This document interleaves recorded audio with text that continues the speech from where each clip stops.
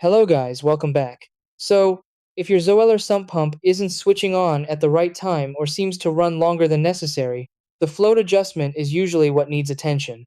The float acts like a trigger. When water rises, it lifts and signals the pump to activate, and when water drops, it tells the pump to stop. If that movement range isn't set correctly, the pump either reacts too early or too late. This can lead to unnecessary wear or even water accumulation in the pit.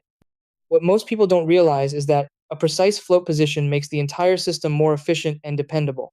You don't need any complex tools, just a careful adjustment based on how your pit fills.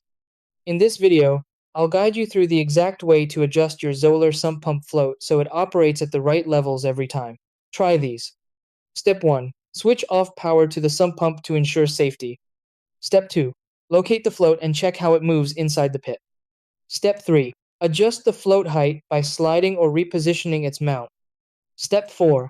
Secure the float so it stays fixed at the chosen level. Step 5. Add water to the pit and watch when the pump activates. Step 6. Readjust slightly if needed until activation timing feels correct.